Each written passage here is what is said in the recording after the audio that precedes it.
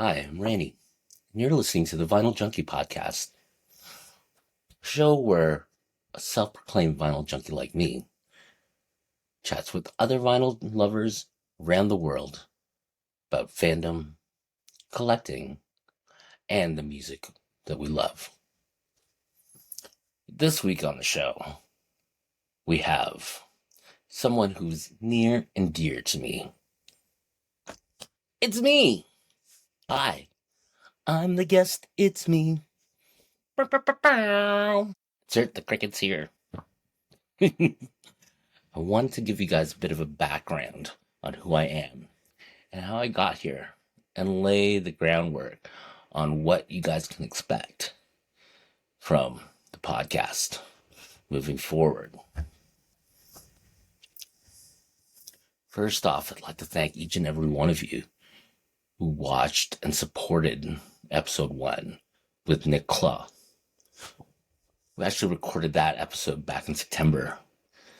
And originally I wanted to release it to coincide with the release of Kylie's newest album, Tension.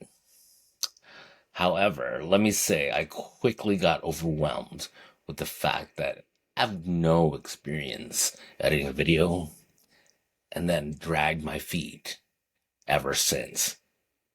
Despite having it be rough around the edges, I knew I had to push it forward and press publish. I thought about, actually doing this video first with me and decided to stop overthinking it and just get that out of the way. So, where should I start? Suppose we should start at the very beginning, because it's a very good place to start. Well, for me, that was in the late 70s. Just imagine being 4 or 5 years old and waking up on Saturday morning to the whole world around you shaking.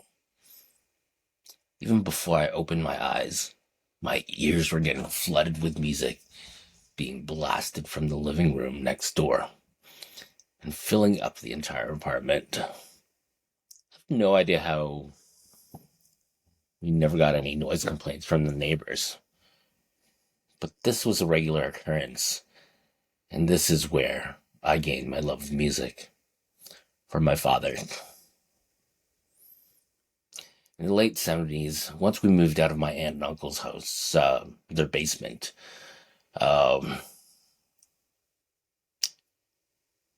we moved into our own 2-bedroom apartment in Scarborough. That's when my father bought a Pioneer turntable and receiver, and that's when this weekend ritual began. My father would spin the likes of America, Pink Floyd, Santana. Look at this. America. With hits like Horse with No Name, Ventura Highway, Muskrat Love. It's the greatest hits right there. And then we have some Pink Floyd, The Wall. So this one always intrigued me because I didn't see the film at the time, and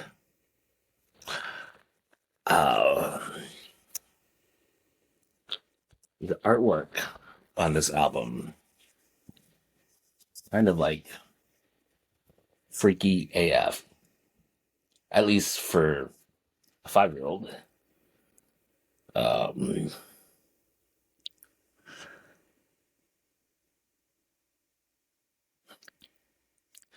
Looking at it now, probably a 5-year-old shouldn't have been looking at this. But, anyways,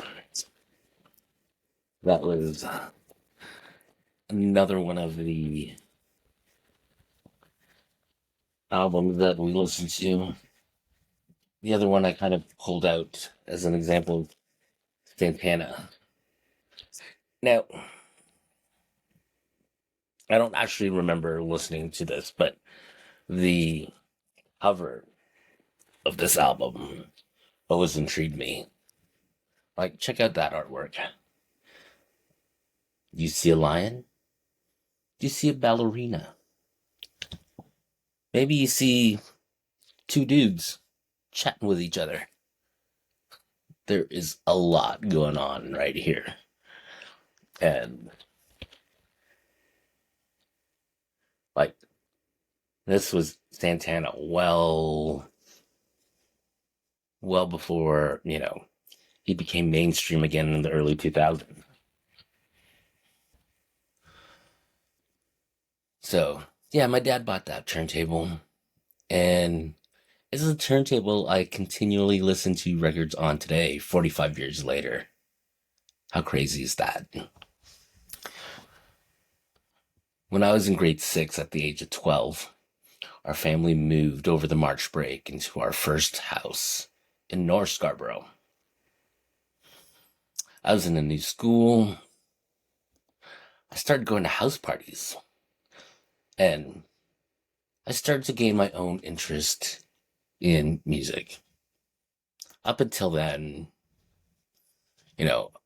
I, aside from my dad's records, I had a couple of records that they had bought me.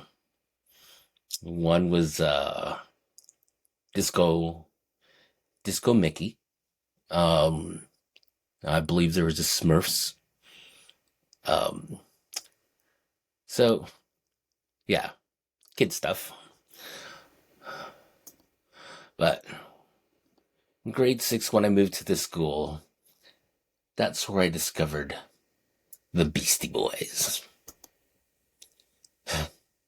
And that's when I bought my first piece of music, the Beastie Boys debut album, Licensed to Ill, on cassette tape. I picked it up at the local mall. There was a Zellers in the mall, and, one time we were there, and, I just had to get it.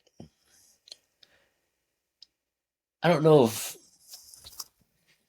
Beastie Boys was quite the right album for a 12-year-old in grade 6, but all the kids were listening to it. We had No Sleep Till Brooklyn. Brass Monkey was a big one. My favorite was Girls.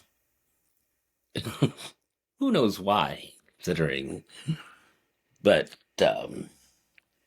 it's just so catchy. Dun, dun, dun, dun, dun, dun, dun, dun, dun, dun, dun, dun, dun, dun, dun. Girls, dun, dun, dun, dun, dun. All I really want is girls, dun, dun, dun, dun, dun.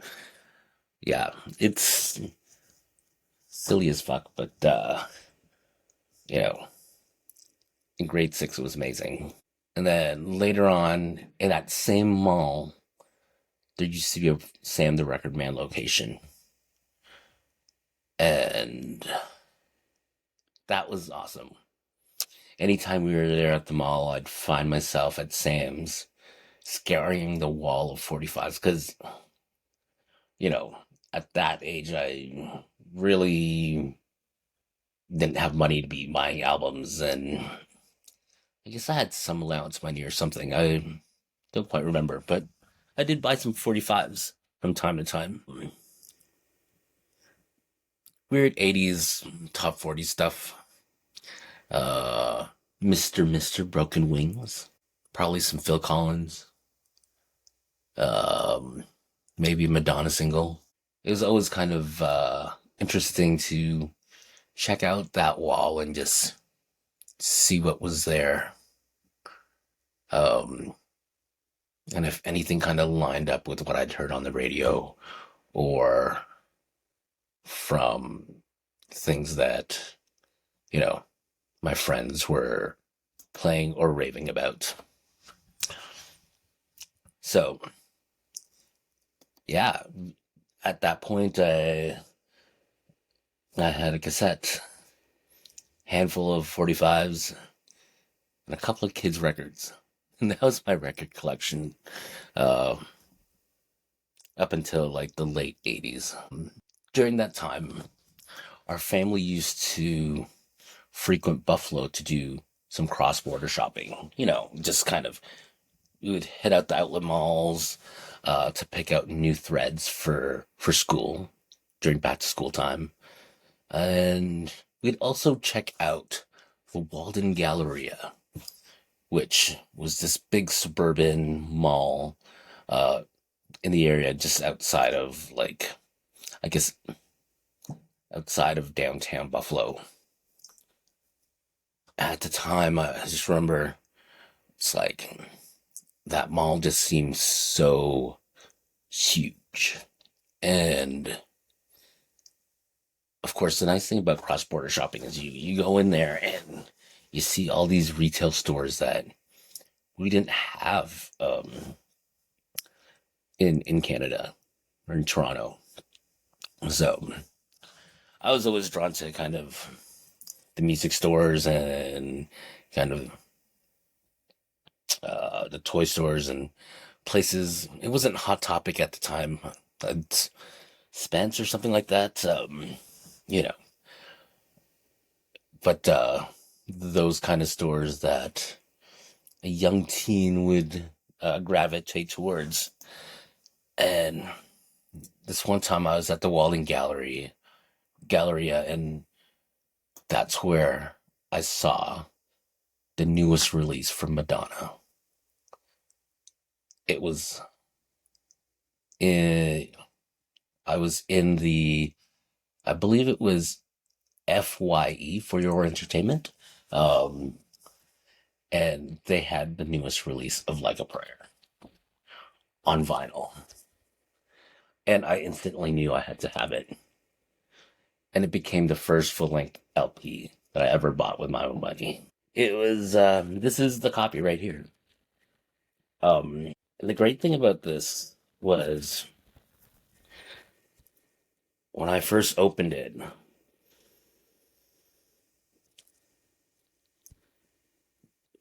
what Madonna did at the time was she got them to send the liner notes in patchouli. And it's very faint now, but it still smells like it. But yeah, that smell will always remind me of this record. And it's funny how much controversy there was around that song, Like a Prayer, when it first came out.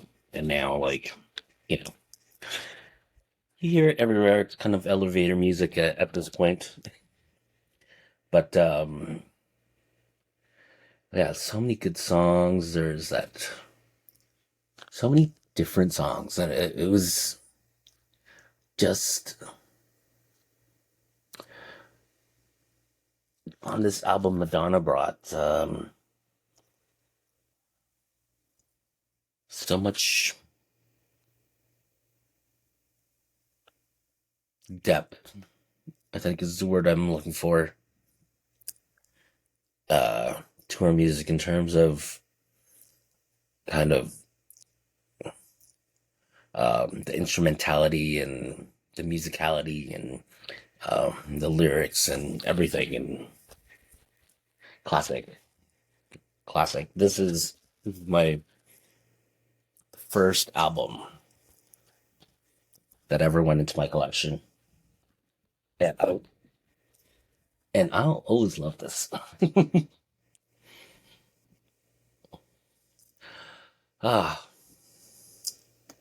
So that brings us to about 1990, and that's the time where I experienced big time fandom for the first time. I was already a fan of, like, people like Madonna and George Michael, but I didn't have like posters of them on my wall or anything like that. And it wasn't until this band came out and I just went nuts. And that band was New Kids on the Block. I bought teen magazines, cassette singles, the albums, anything else I could get my hands on. In fact, New Kids on the Block was the first concert I'd ever been to when they came to Toronto. Um, they played at Toronto's Canadian National Exhibition Stadium for their Magic Summer Tour, and that was like August 1990. By this time, the Sky Dome had just opened, so the Blue Jays weren't playing in that stadium anymore. And basically, this was kind of like one of the last concerts that uh, happened at that stadium, and the stadium just kind of sat there for another decade, being rarely used because, most of the concerts that used to happen there then uh, went to the Sky Dome. Uh, that's where I saw Madonna for the first time. Blonde Ambition tour. Amazing. Anyways, back to the New Kids concert. It was a weird experience. I was 15, going on 16 because it was August, so like it was just before my birthday. And I had gotten 2 tickets, and I was going with my 9-year-old sister. The two of us. So, yeah, for my first concert experience, that was kind of crazy. Our parents ushered us down to the stadium and basically waited in the adjacent building, the Better Living Center building, along with the other parents while the concert was going on next door. It was wild. Imagine filling a stadium with prepubescent kids, mostly parentless, and, you know, the parents just being next door. And it was kind of just wild watching all the kids and all the parents trying to find each other afterwards. Because just always remember, this was not a time where like cell phones weren't a thing. So I'm sure we must have picked a spot or something. I don't know. Um, yeah. First concert, New Kids on the Block. Um, I think I saw Please Don't Go Girl, the video on Much Music. And I was just kind of like, who are these boys? And I had to have everything. I had posters. Joey and Donnie were probably my favorites. I never figured that John would end up being the gay one. I just thought it was going to be Jordan. But um, I didn't get this at the time. I think I did find the Right Stuff 12-inch at that age. But this I got much later. Most of my collection initially was like cassette tapes. I still have them all. Crazy.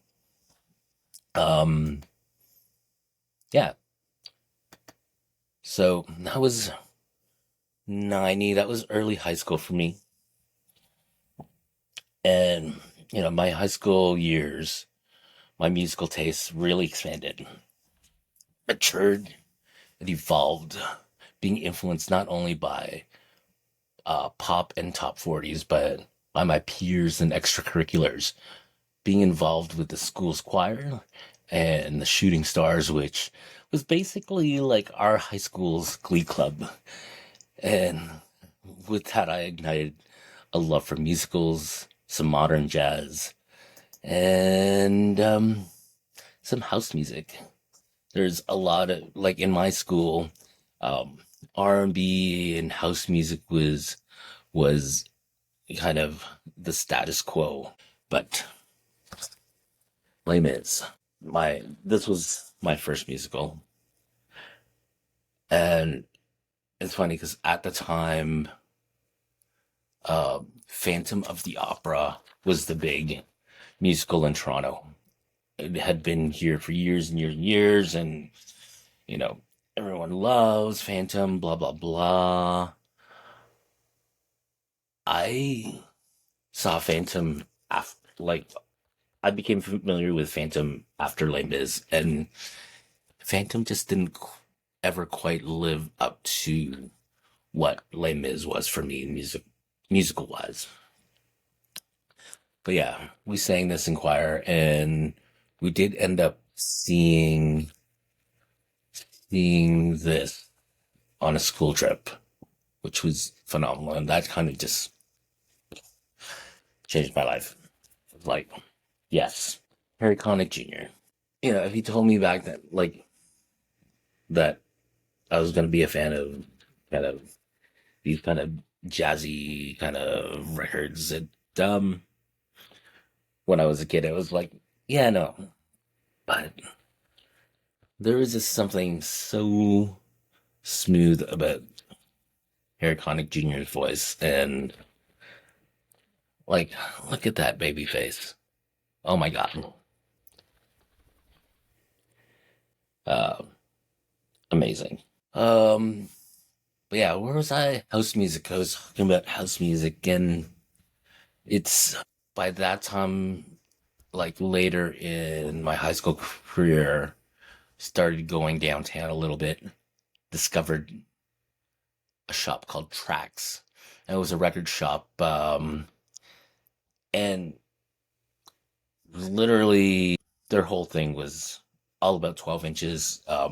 They really catered to the DJs in the city, and but you know, as a regular person, you could also go in there and pick up like a 12-inch and whatnot. And there was just a couple that I just had to have, um, meant to pull them out, but the it's kind of stuck behind the couch at the moment.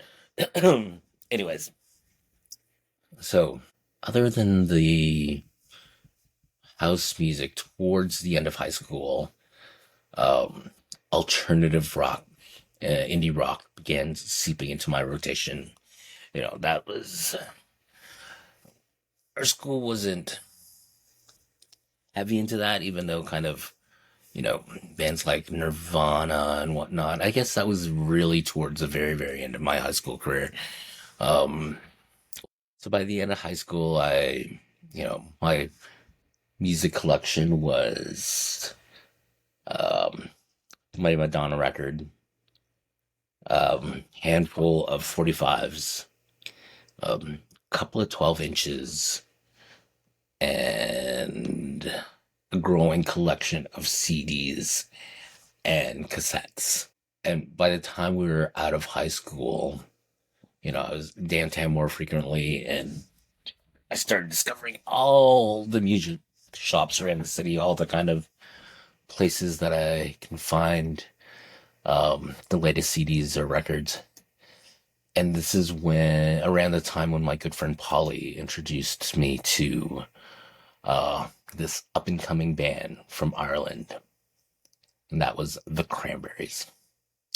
I was instantly drawn to them. Dolores' voice just spoke to me, and I fell in love and became insanely fanatical.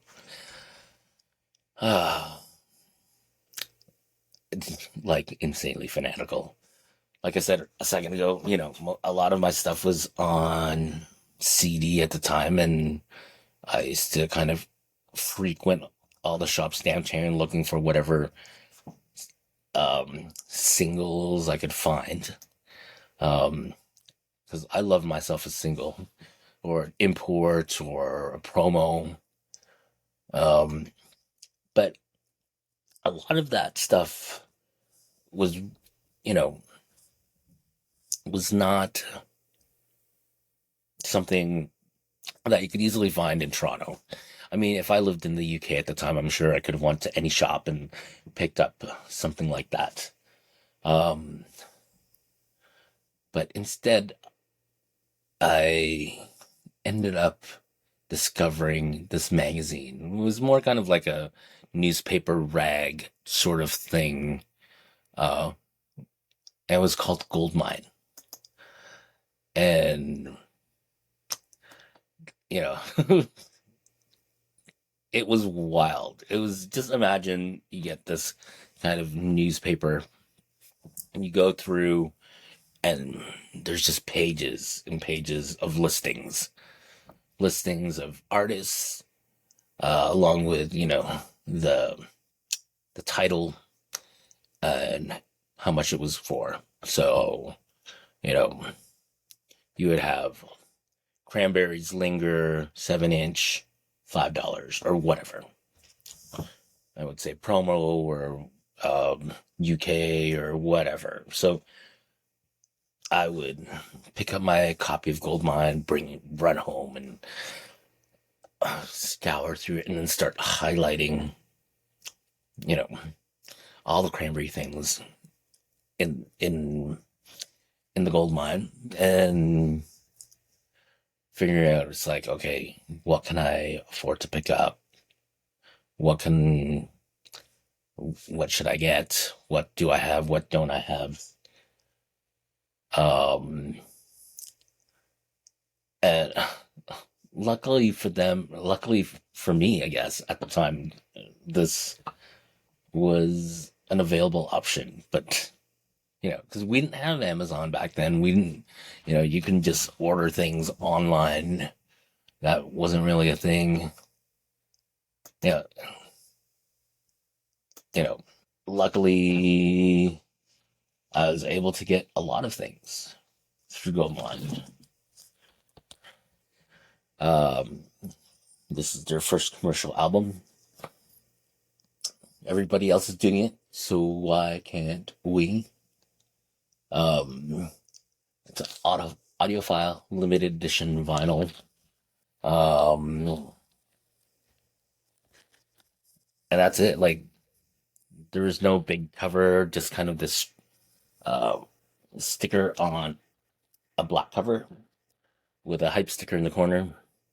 This is from the UK.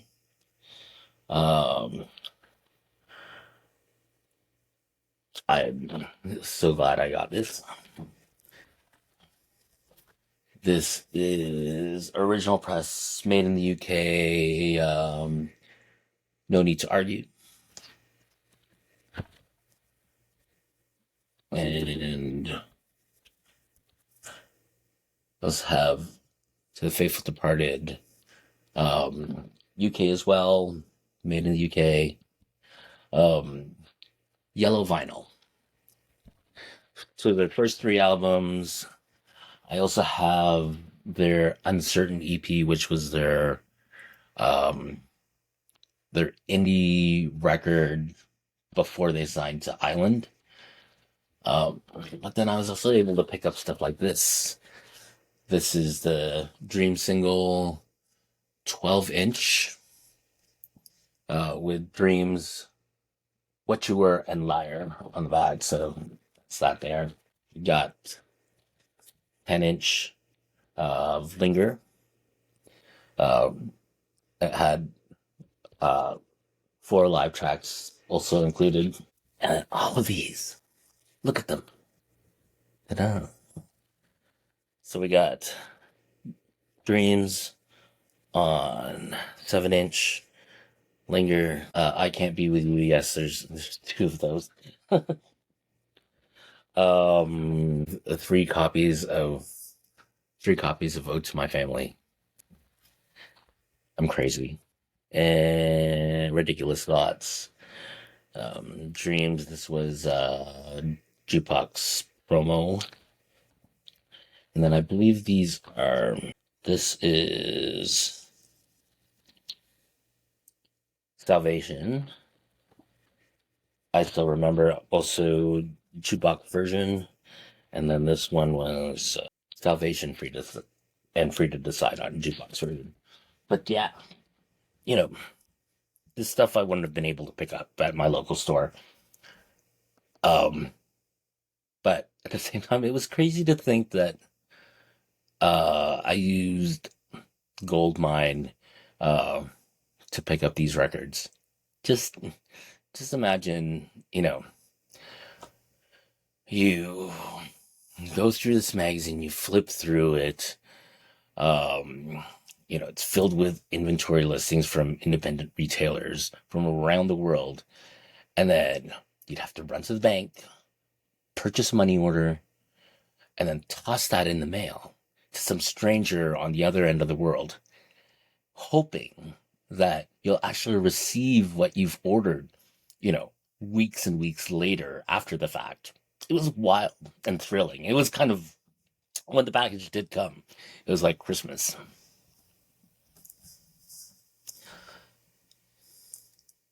By the mid 90s, I found myself quickly engaging on the information superhighway, the World Wide Web, should I say. I found myself online, and that changed my life. You have to realize this was still the early days of the internet, and it wasn't norm like it is today. If you told someone back then that you were meeting someone from the internet, that would be followed up with strange looks and judgment and warnings to keep safe.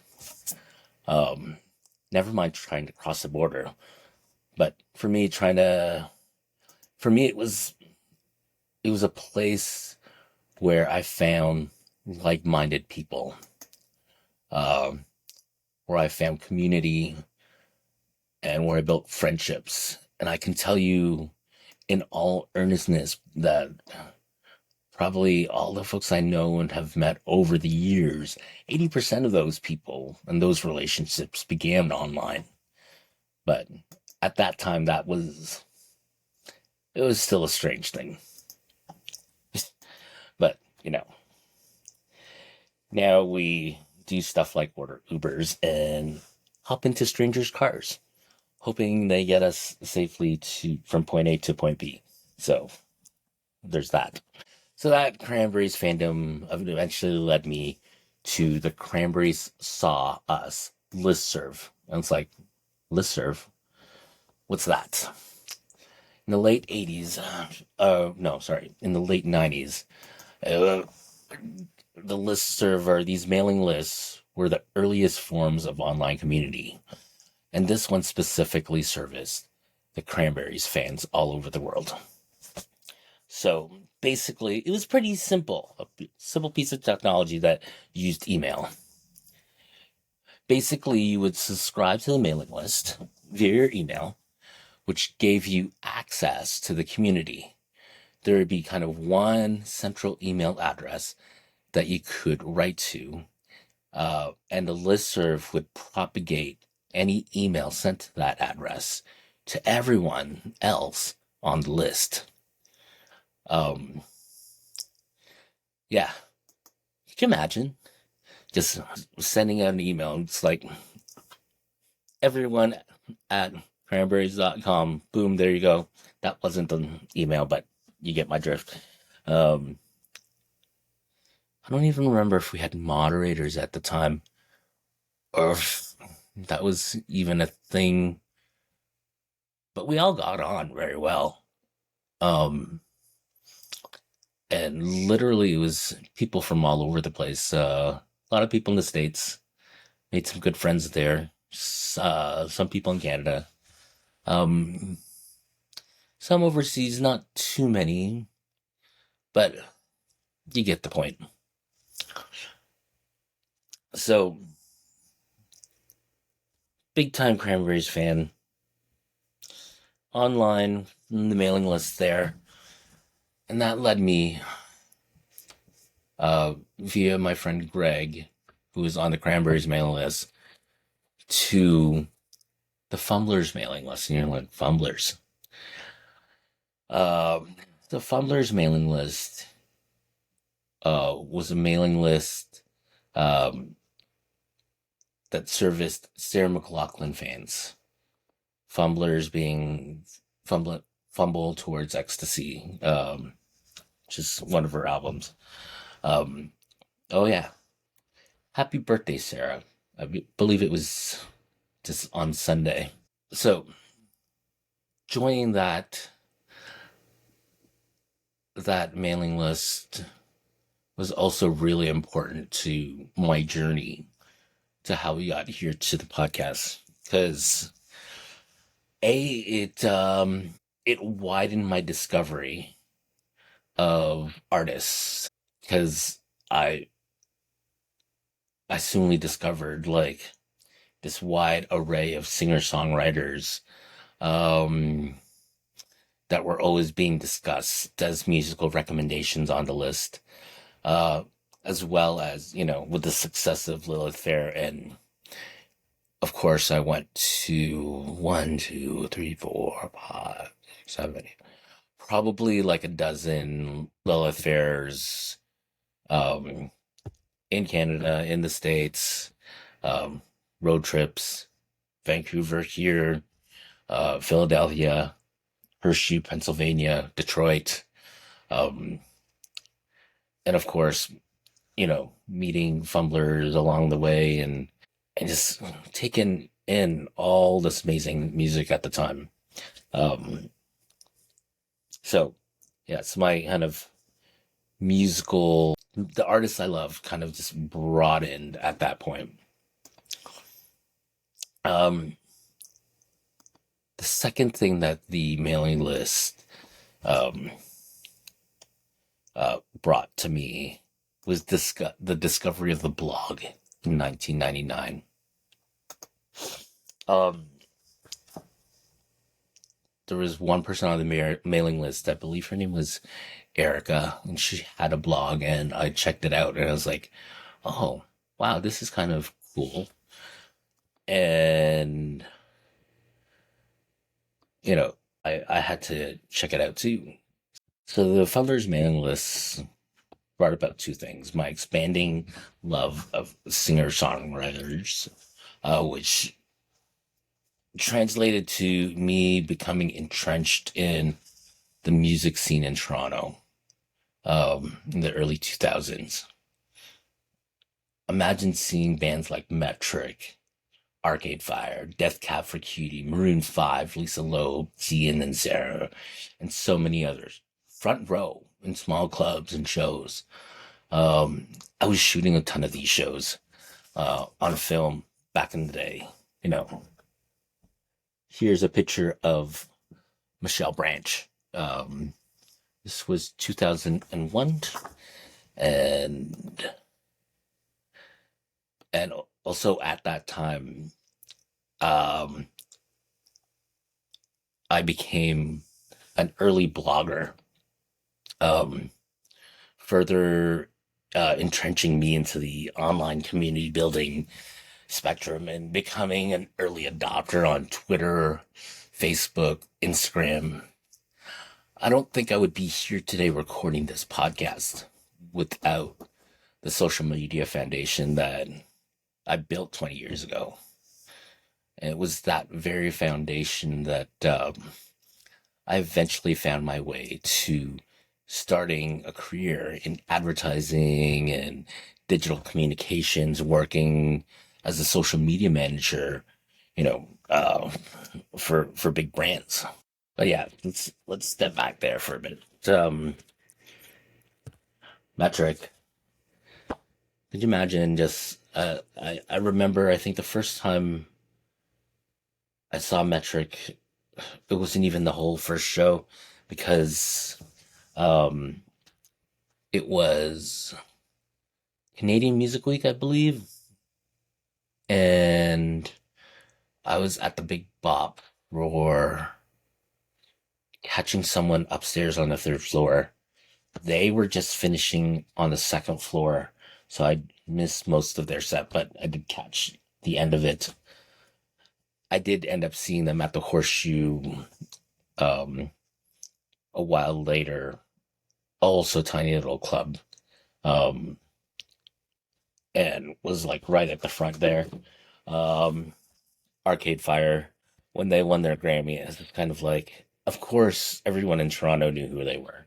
Um, and, you know, seen them at Lee's Palace, front row, shooting pictures and whatnot. Amazing time.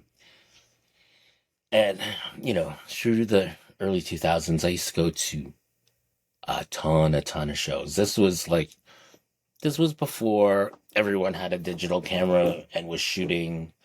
I was shooting stuff, kind of like this picture of Danny Michelle and, becoming friends with the artists and them kind of using my photos and, um, in tour posters and stuff like that. This is another tour poster from these guys were the Miniatures. These guys were a band out of Kitchener, I believe. And in the early 2001, I did a show. Um, I did a tour, and it was called One Night Only, and it was my photos being displayed at like little indie rock gigs. Um, that was kind of an interesting experience. Maybe I'll get into that some other day. Um, but yeah, so that was the early 2000s. By the end of the late 2000s, I wasn't going to as many shows.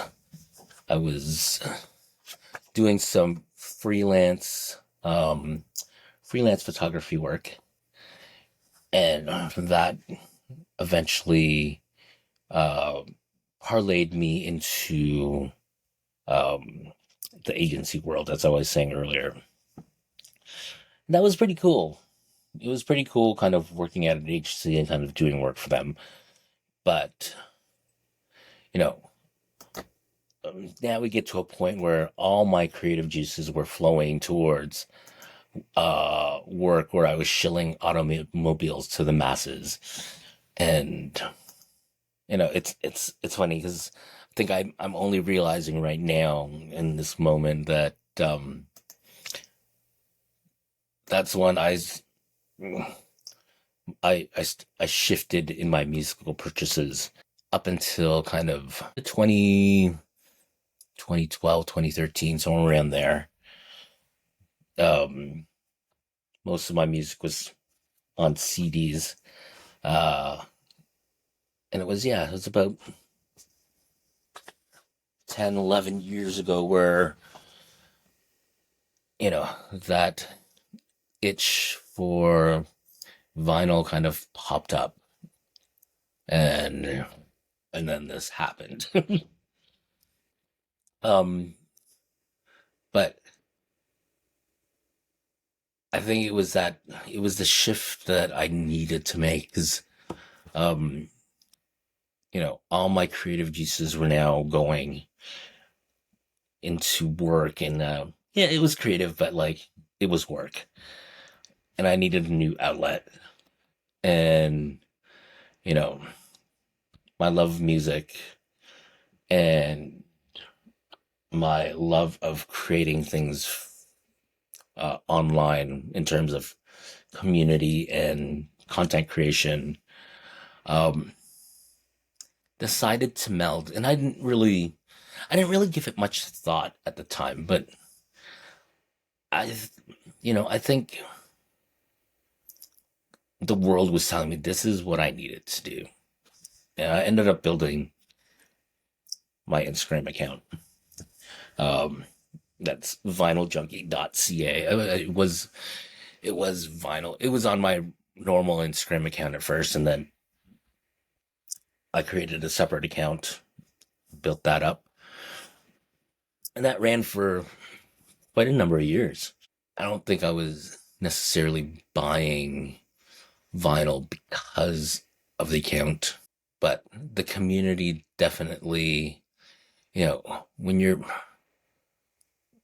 I find when you are engaged in the community in such a way, you get into the space where it's like, oh, so and so has that album. I need to go look for that.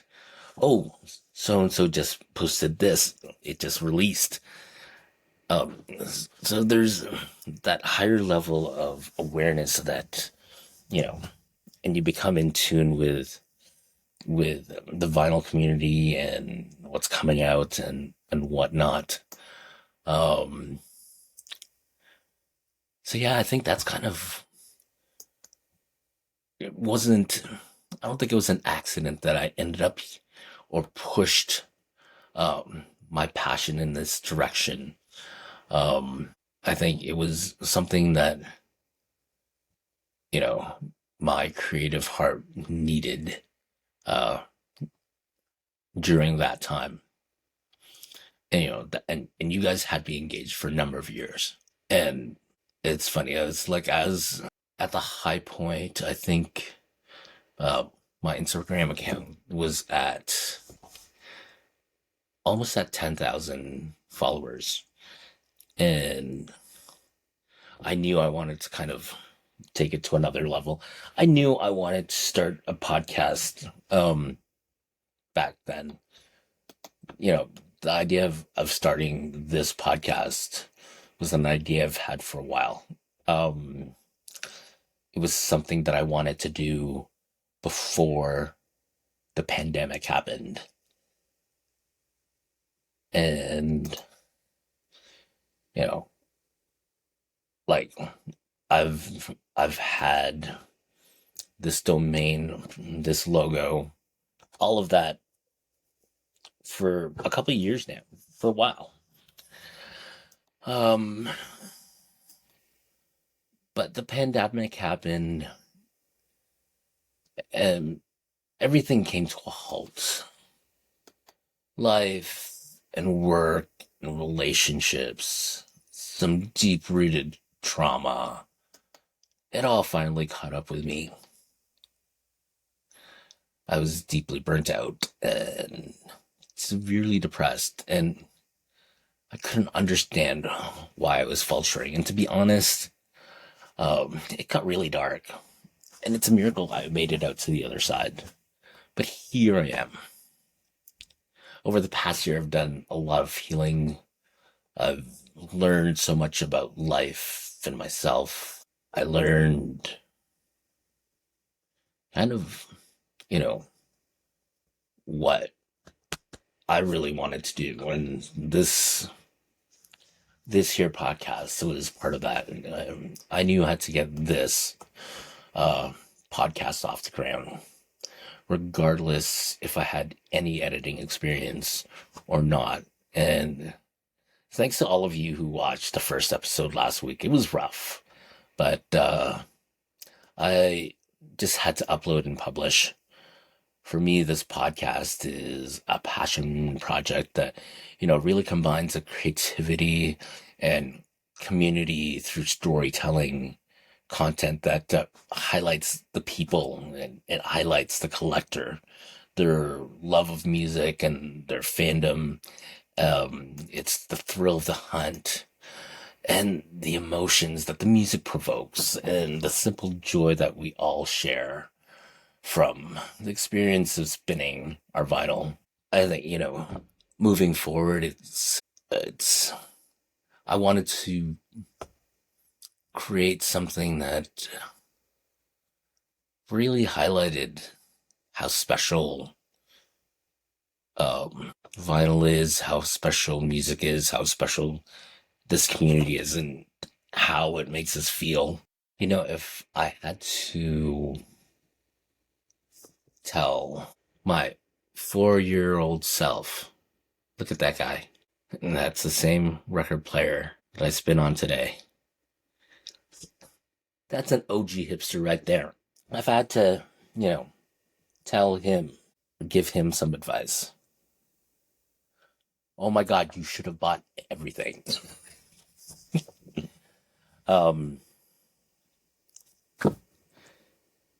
Just keep on listening to the music.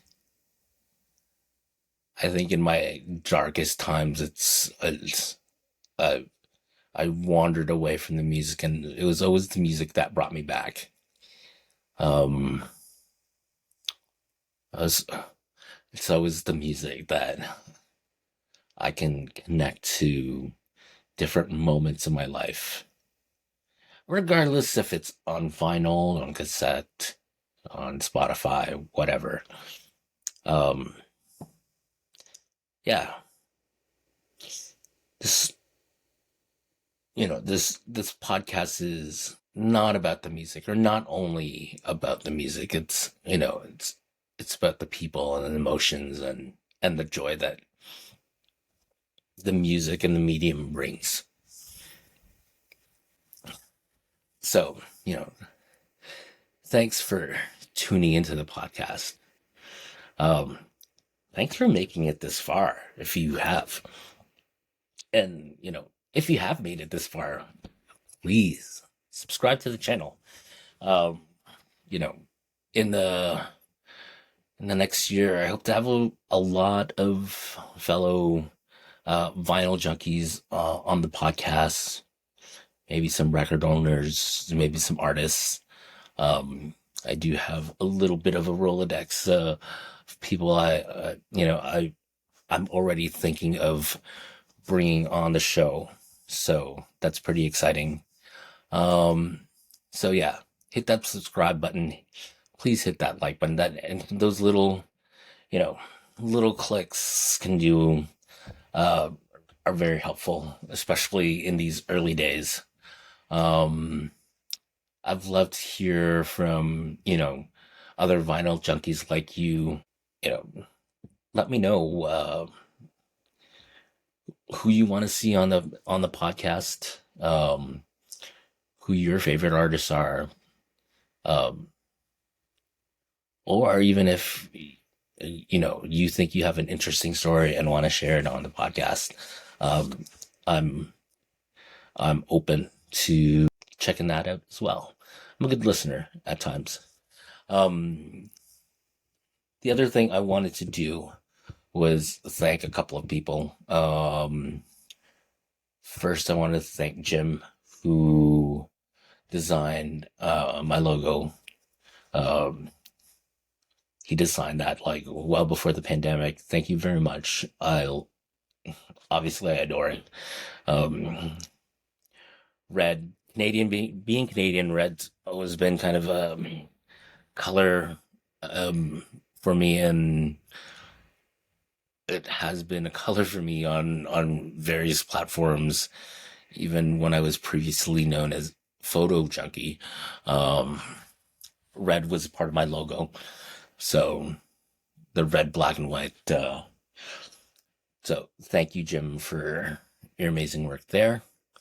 Thanks to the band Honeybeard. They're a band here in Toronto, who provided the music for the intro that you see every week. Um, Thank you so much, guys. It really means a lot, uh, for you to let me use your music. Um, I think it just works so brilliantly well, as a opening sequence. And speaking of opening sequences, I want to thank my ex-colleague, John Colucci, who created the Vinyl Junkie sequence at the beginning of the video that you guys see every week, with, the levels and the light, flashing lights and whatnot, with that very 80s feel. Really, blends well with Honeybeard's track. Um, yeah. And also want to thank Steven, who, yeah, I did pay him, but he created this 3D printed turntable for me with my logo on it. How beautiful is that? And this is, I expected him to just create like a box or something, but like he ended up going through the detail of getting all the buttons in there. Little feet on the back. I do have a desk cover up there. You can't see it, but how cool is that? So thanks, Steven, for making that. And hopefully you guys enjoyed this episode of Vinyl Junkie. we will see you next week, where I will have someone else here with me. But I did want to give you guys kind of uh, a foundation of who I am, where I'm coming from, etc., etc. Uh, before we go on this bigger journey together. Um, so yeah, hit like and subscribe and all that stuff, and keep on spinning. And we'll see you on the B side.